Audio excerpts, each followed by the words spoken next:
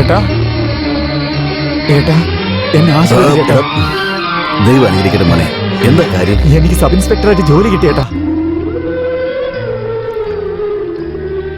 ഈ നാട്ടിൽ തന്നെ അപ്പോയിന്റ്മെന്റും കിട്ടിയേട്ടാ. ഒരുപാട് സന്തോഷമായി മോനെ.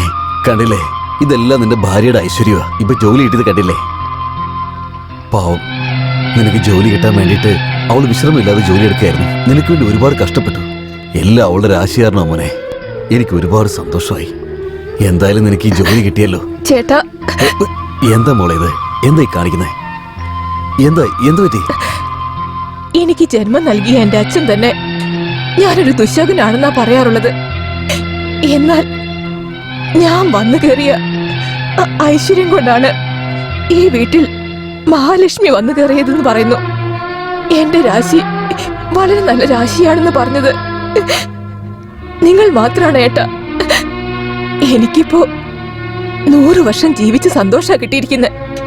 ഈ നിമിഷപ്പോ എന്റെ ജീവൻ പോയാൽ എനിക്ക് പ്രശ്നമില്ല. ഞാൻ ഇനി ജീവിച്ചില്ലെങ്കിലും എനിക്ക് പ്രശ്നമില്ല.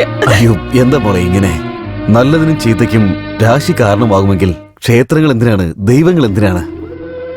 ഇതാണ് മോളെ രാശി. പൂച്ച കുറുകെ ചാടിയാൽ ചീത്തയെന്ന് പറയും, നരിമുഖം കണ്ടാൽ നല്ലതാണെന്നും പറയും. വീട്ടിൽ നമ്മൾ പൂച്ചയെ വളർത്തുന്നതിന് പകരം നരി ആരെങ്കിലും വളർത്തുവോ? മനുഷ്യന്മാർക്ക് ഉപകാരപ്പെടുന്ന രീതിയിൽ മനസ്സുണ്ടാണെന്ന് നോക്കുന്നതല്ലാതെ രാശി ഒന്നും നോക്കാൻ പാടില്ല. തെറ്റാണത്. അത് തെറ്റാണ്. ദേ നോക്ക്, ഇനി മുതല് നിന്റെ കണ്ണിൽ നിന്ന് കണ്ണീര് വരാൻ പാടില്ല.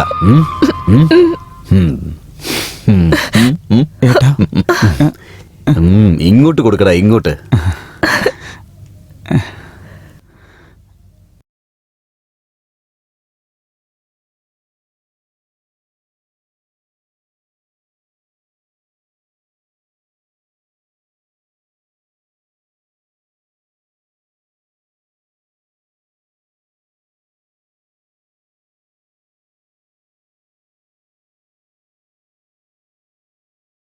Sir, post post.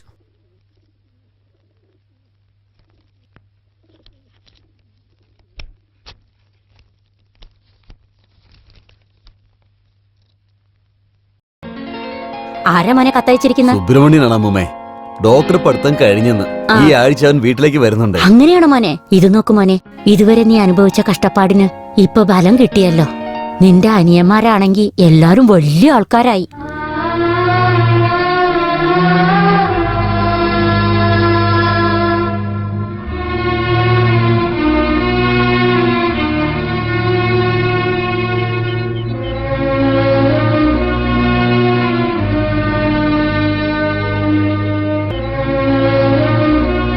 ഗണേശ, നീ ഒരു നിമിഷം ഒന്ന് ആലോചിച്ച് നോക്കി.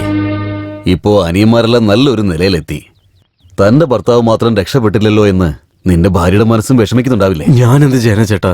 ചെറുപ്പം തൊട്ട് എനിക്ക് പഠിത്തം കേറുന്നില്ലല്ലോ. പഠിപ്പുള്ളവർ മാത്രമേ നല്ല നിലയിൽ എത്തുന്നൊന്നുമില്ല. വിദ്യാഭ്യാസം ഇല്ലാത്തവന് മുന്നിൽ വരാൻ പറ്റും. അത് നീ തീരുമാനിക്കണം. എന്താ ചെയ്യേണ്ടതെന്ന് നീ തീരുമാനിക്കേ. അതിന് വേണ്ടതൊക്കെ ഞാൻ ചെയ്തു തരാം. അതെ, നോക്കിയേ, നിങ്ങളുടെ കമ്പനിയുടെ അച്ചാറ് നന്നായിരിക്കുന്നു അത്രേ. ഞങ്ങൾക്ക് ഒരുപാട് ഓർഡേഴ്സ് വന്നിട്ടുണ്ട്. ഒരു 100 കുപ്പി മാങ്ങാച്ചാറ്, ഒരു 100 കുപ്പി നാരങ്ങച്ചാറ് കൊണ്ടുപോവാ. ഒന്ന് പെട്ടെന്ന് വേണേ. ഇതാട്ടോ, ഒന്ന് വേഗം കൊണ്ടുവരണേ. മരുമകനെ പറ്റി നിങ്ങൾ എന്തുമാത്രം ചീപ്പായി സംസാരിച്ചു. ഇപ്പൊ കണ്ടില്ലേ? ഞാൻ ചെയ്ത ബിസിനസ്സിലൊക്കെ ഞാൻ എപ്പോഴും തോറ്റിട്ടില്ല. പക്ഷേ എന്റെ മോള് അവളുടെ ലൈഫ് പാർട്ട്ണറെ ചൂസ് ചെയ്ത് അവള് ജയിച്ചു. എങ്കിലും ഞാൻ തോറ്റിട്ടില്ല. അതെന്താന്ന് വെച്ചാ, ജയിച്ചത് എന്റെ മോളല്ലേ. സാറേ, അതെ, നിങ്ങളുടെ പ്രോഡക്റ്റ് ഞങ്ങൾക്ക് വേണ്ട. അതിവിടെ സെയിൽസ് ആവുന്നില്ല. എല്ലാവരും രോജാച്ചാറ് വേണം, രോജാച്ചാറ് വേണം എന്നാണ് പറയുന്നത്. നിങ്ങളുടെ കമ്പനി അച്ചാറ് സെയിൽസ് ആവുന്നില്ല. ഞാൻ പറഞ്ഞില്ല സെയിൽസ് ആവുന്നില്ലാന്ന്. എല്ലാവരും രോജാച്ചാറ് വേണമെന്നാണ് ചോദിക്കുന്നത്. കൊണ്ടുപോകണേ. ഞങ്ങൾ ഇതൊക്കെ എന്ത് ചെയ്യാനാ? എടുത്തോണ്ട് വന്നിരിക്കുന്നു. നല്ല കഥയാണല്ലോ. രോജാച്ചാറ്, രോജാച്ചാറ്, രോജാച്ചാറ്. ഇത്ര വർഷമായിട്ട് ഞാൻ ഫീൽഡിലുണ്ട്. ഇന്നലെ വന്ന അവൻ എന്റെ അടുത്ത്. അവൻ കളിക്കാൻ പാടില്ല. അവന്റെ കുടുംബത്തെ തന്നെ നാശം ചെയ്യണം. വരാൻ പറയാവനെ. 5 ലക്ഷമോ 10 ലക്ഷമോ എത്ര വേണമെങ്കിൽ ചോദിക്ക്. എന്തിന്? റോജ എന്ന് പറയുന്നത് നിന്റെ കമ്പനി ഇരിക്കാൻ പാടില്ല. അതാ. നിങ്ങൾ എത്ര ലക്ഷം തന്നാലും ഞാൻ എന്റെ കമ്പനി മൂടില്ല. നന്നായിട്ട് ചിന്തിച്ചു നോക്ക്. എന്റെ കമ്പനി 116 പേര് ജോലി ചെയ്യുന്നുണ്ട്. ആൾ ഓവർ കേരളം മൊത്തം ഞങ്ങളുടെ ബ്രാഞ്ചസ് ഉണ്ട്. ഇത്ര ഉണ്ടായിട്ടും ഞങ്ങളെ കൊണ്ട് തന്നെ മാർക്കറ്റിംഗ് ചെയ്യാൻ പറ്റിയില്ല. അങ്ങനെയുള്ളപ്പോ നിങ്ങളുടെ കുടുംബത്തിലുള്ളവര് എന്ത് ചെയ്യാൻ പറ്റും? 100-110 ആളൊക്കെ ജോലിക്ക് വെച്ചിട്ടുണ്ടല്ലോ. കേരളം മൊത്തം ബ്രാഞ്ചില് നിങ്ങളുടെ കമ്പനിക്ക് തന്നെ എന്റെ കമ്പനി കണ്ട പേടിയാണെങ്കിൽ ഇതിനൊക്കെ കാരണക്കാരാരെന്നറിയോ? ഞങ്ങൾക്ക് എല്ലാവർക്കും നെടുംതൂണ നിൽക്കുന്ന ഞങ്ങളുടെ ചേട്ടനാ. ആ ചേട്ടൻ ഉള്ളിടത്തോളം കാലം കേരളം മാത്രമല്ല, ഈ ഇന്ത്യ മുഴുവൻ അച്ചാർ വിൽക്കാനുള്ള കപ്പാസിറ്റി ഞങ്ങൾക്കുണ്ട്.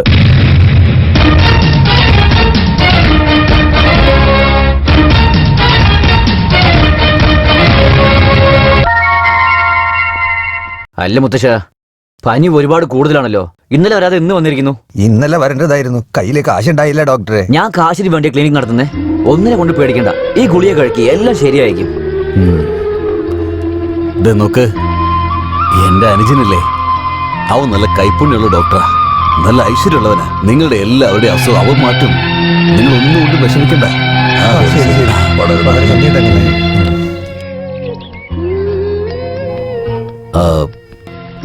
എന്റെ അനിയന്റെ കൂടെ തന്നെ ഇരുന്ന് വരുന്ന ആൾക്കാരെ നല്ലപോലെ ശ്രദ്ധിക്കണം. ശരി ചേട്ടാ. ആ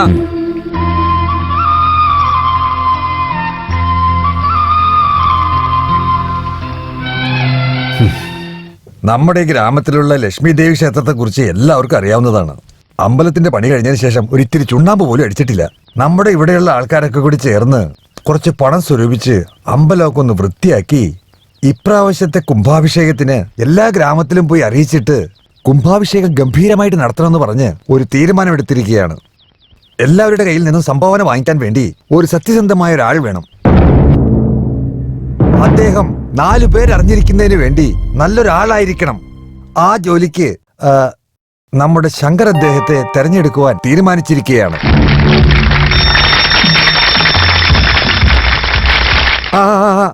നിങ്ങൾ എല്ലാവരും നിങ്ങളാൽ കഴിയുന്ന സഹായം ചെയ്ത് ആ ദേവിയുടെ അനുഗ്രഹം കിട്ടാൻ വേണ്ടി പ്രാർത്ഥിക്കുക തന്നെ വേണം. ഞാൻ ഇതോടുകൂടി ഇത് നിർത്തുകയാണ്.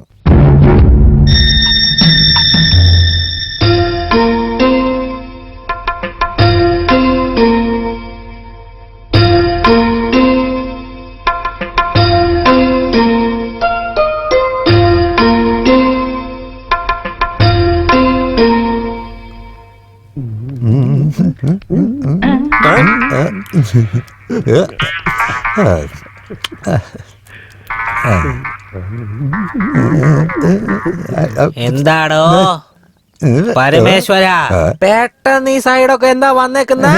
എന്ത് ചെയ്യാനാ, എന്തൊക്കെ ചെയ്താലും ഈ മുടി വളരുന്നില്ലല്ലോ. അതിനുവേണ്ടി ഡോക്ടറെ കാണാൻ വേണ്ടിയാ ഞാൻ വന്നത്. ഇത് പൊടിയത്തേ ഇല്ല. നിന്നെ നിന്റെ ഈ ചീപ്പിനെ ഈ വശത്തെങ്ങനെ ഞാൻ ഇനി കണ്ടാൽ കൈവെട്ടിക്കളഞ്ഞ. അയ്യോ, എന്താ ചേട്ടാ, എന്താ പറ്റിയേ? ഒരു ചെറിയ കൊച്ചിന്റെ നഖം കടിച്ചു പോയി. ചെറിയ കൊച്ചിന്റെ നഖം കടിച്ചത് ഇങ്ങനെയാണോ? അങ്ങനെയൊന്നുമില്ല ചേട്ടാ, ആ കൊച്ചിന്റെ നഖം കടിച്ചോ അത് നാട്ടുകാർ മുഴുവനും അറിഞ്ഞു. അവരെല്ലാരും എന്നെ പോസ്റ്റ് കമ്പത്തിൽ കെട്ടിവെച്ച് കയ്യിൽ കിട്ടുന്നതെല്ലാം കൊണ്ടുതന്നെ അടിച്ചു വഴിയാക്കി. ഇങ്ങനെയൊന്നും നടക്കാൻ പാടില്ലായിരുന്നു. അത് നിങ്ങൾക്കറിയുന്നു, പക്ഷെ അവന്മാർക്കത് മനസ്സിലായില്ല ചേട്ടാ.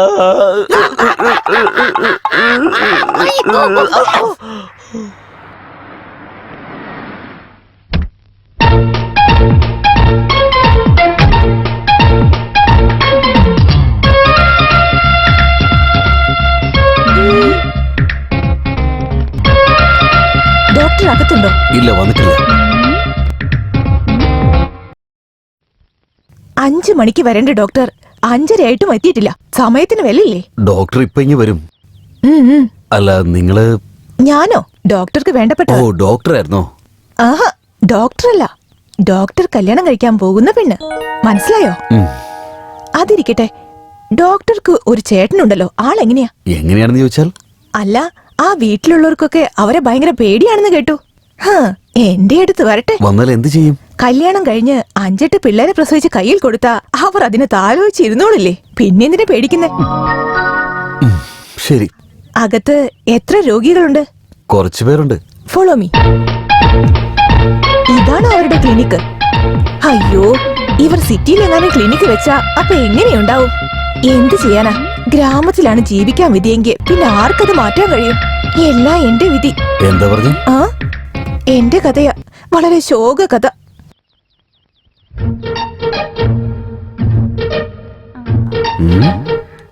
അല്ല, ഇതെന്താ കട തുടങ്ങാൻ പോവുകയാണോ? ആഹാ, ഞാൻ വന്നത് പറയാൻ നിങ്ങൾ മറന്നു പോയാലോ? അപ്പൊ ഞാൻ ഇതൊക്കെ എടുത്തോണ്ട് പോയി കഴിഞ്ഞാ ഇതൊക്കെ ആരാ ചെയ്തെന്ന് അവർ ചിന്തിക്കില്ലേ? അപ്പൊ നിങ്ങൾക്കും ഞാൻ ഇവിടെ വന്നു പോയത് ഓർമ്മ വരും. എനിക്ക് ആരും വിശ്വാസില്ല. ആ പിന്നെ അവർ വന്നു കഴിഞ്ഞാൽ ഞാനിവിടെ വന്നിരുന്നെന്ന് പറയണം. എന്താ, ചുമയുണ്ടോ? ആ, നിങ്ങളോടൊപ്പം ഡോക്ടർ ഉണ്ടായിട്ട് ഒരു ടോണിക്കോ ഗുളികയോ തരാൻ അവർക്ക് ഇതുവരെ തോന്നിയില്ലേ? ശരിക്കും പിശുക്കനയാൾ. ഇത് 6 കഷ്ണങ്ങളാക്കി 2 ദിവസം കഴിച്ചു കഴിഞ്ഞാൽ എല്ലാം ശരിയാവും. ഓക്കെ? ആ, കുട്ടിയുടെ പേര്? ആ, ഈ ലോകത്തിലെ വിശ്വസുന്ദരി ക്ലിയോപാട്രയെ കണ്ടിട്ടുണ്ടോ നിങ്ങൾ? ദാ ഇങ്ങോട്ട് നോക്ക്, അതാണ് ഈ ഞാൻ. ബൈ.